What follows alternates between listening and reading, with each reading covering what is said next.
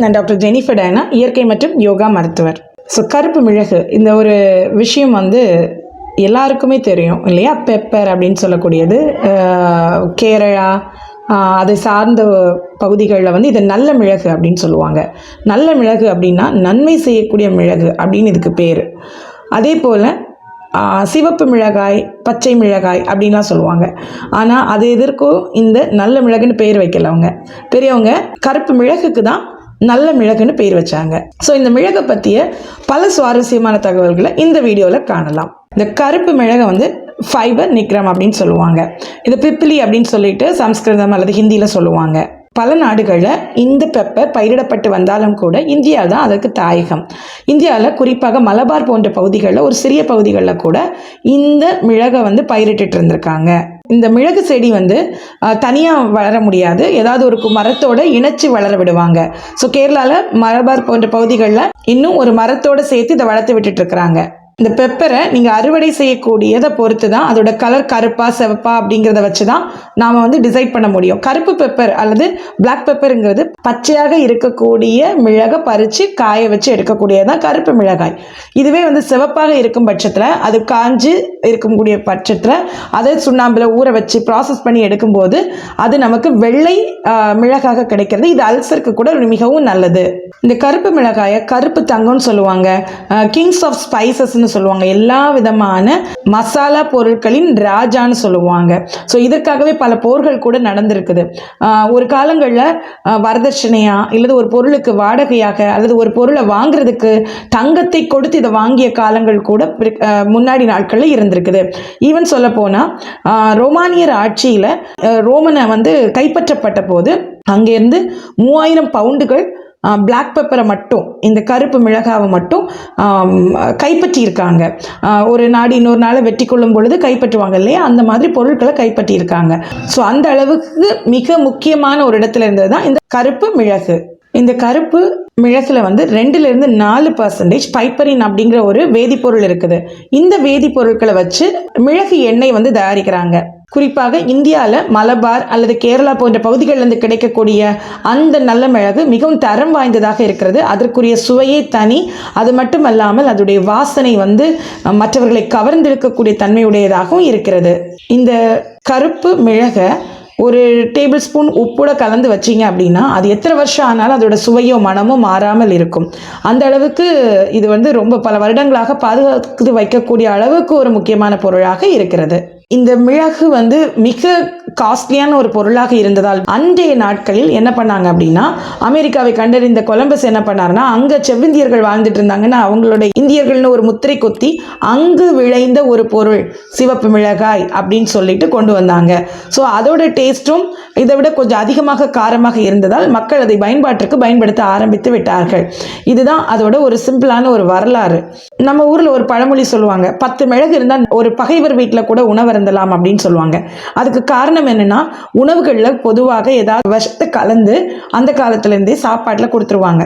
So இந்த ராஜாக்களாக இருக்கலாம், இல்லை பெரிய பெரிய மந்திரிமார்களாக இருக்கலாம், அவர்களுக்கு இப்படி விஷத்தை கொடுக்கறத ஒரு 10 மிளகு சாப்பிட்டாச்சுதுன்னா அந்த மிளகு அந்த பாஷாணங்களை அழித்து விடும். ஸோ அந்த விஷங்கள் அழிக்கப்படுறதுனால அவங்களுக்கு அதனால எந்த நோயும் வராது, இறப்பும் வராது.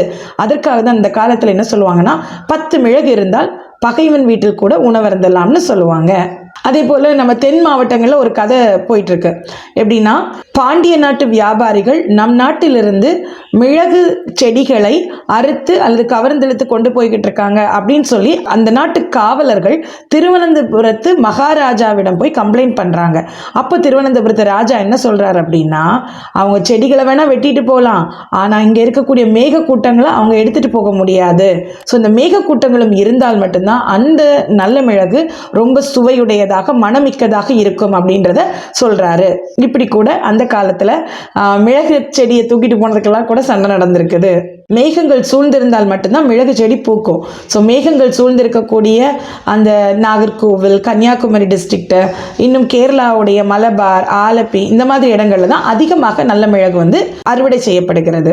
அதே போல தான் நம்ம உணவின் மூலம் நமக்கே அறியாது எடுக்கக்கூடிய உணவுகள்லேருந்து கிடைக்கக்கூடிய விஷயத்தினால, இப்போ நச்சு பொருட்கள் கலந்த ஒரு உணவை சாப்பிட்றோம், அந்த உணவுகள்ல இருந்து கிடைக்கக்கூடிய நச்சு பொருட்கள் கூட நம்ம உடலை பாதிக்காமல் தடுக்கிறதுக்கு இந்த நல்ல மிளகு ரொம்ப உதவியாக இருக்குது. ஸோ உங்களோட உணவுகளில் தினமும் நீங்கள் மிளகு சேர்த்துட்டு இருந்தாலே நிறைய ப்ராப்ளம்ஸை நீங்கள் அவாய்ட் பண்ண முடியும். மிளகோட இன்னொரு பேர் கறி அப்படின்னு சொல்கிறது. ஸோ காய்கறி உணவு அப்படின்னு சொல்லுவாங்கல்ல அந்த காலத்தில்.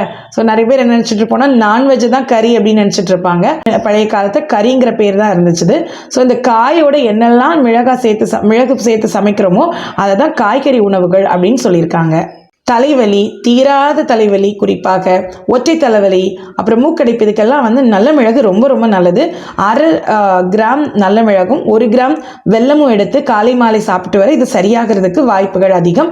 அதே போல் இந்த நல்ல மிளகை நீங்கள் வந்து ஒரு ஊக்கில் குத்தி அல்லது ஒரு பின்னில் குத்தி நீங்கள் மெழுகுவர்த்தியில் காமிச்சிங்க அப்படின்னா அந்த நல்ல மிளகு வந்து எரியும். அது எரிஞ்ச உடனே மூக்கு மூலமாக அந்த புகையை சுவாசிக்கும் பொழுது உங்களுக்கு மூக்கடைப்பு தீரும், ஜலதோஷம் தீரும், இம்மீடியட்டாக தலைவலியிலேருந்து ரிலாக்ஸேஷன் கிடைக்கும். ஸோ அந்த அளவுக்கு ஒரு நல்ல பொருள் தான் இந்த நல்ல மிளகு. மிளகு, உப்பு, வெங்காயம் இந்த 3த்தையும் அரைச்சு தலையில் புழுவெட்டு பேட்சாக இப்படி விழும். நிறைய பேருக்கு முடி காணாமல் போயிடும் அந்த இடத்துல. அதில் பூசி வர அந்த புழுவெட்டை மாறிடும். அந்த அளவிற்கு நன்மையான ஒரு பொருள் தான் இந்த மிளகு. பித்தம் ஜாஸ்தியாக உள்ளவங்க மிளகு அதிகமாக சேர்க்கும் பொழுது அது பித்தத்தை கம்மி பண்ணி உங்கள் உடலையே சமநிலையில் வைக்கிறதுக்கு உதவுகிறது. அது மாதிரி ஆஸ்துமா, நுரையீரல் உள்ளவர்களும் இந்த மிளகு அதிகமாக சாப்பிட்றதுனால நுரையீரல் பிரச்சனைகள்லேருந்து விடுதலை பெற முடியும். மிளகு, ஜாதிக்காய், கிராம்பு, ஏலக்காய் போன்ற பொருட்கள்லேருந்து தைலம் எடுக்கிறாங்க. இந்த தைலம் எடுத்து போக கிடைக்கக்கூடிய ஒரு சக்கையை வந்து பவுடர் பண்ணி கூட இன்னைக்கு மிளகு பொடி, ஏலக்காய் பொடி, கிராம்பு பொடி, ஜாதிக்காய் பொடின்னு வித்துட்ருக்குறாங்க. இதை மாதிரி பொருட்களை வாங்குறத விட நீங்களே வாங்கி அதை அரைச்சி எடுத்துக்கிறது மிகவும் நல்லது. ஸோ வீட்டில் செஞ்சு எடுக்கிறது எப்போவுமே சால சிறந்தது. அதோட ஃப்ளேவரும் நல்லா இருக்கும், அதோட தரமும் நிறைவாக இருக்கும்.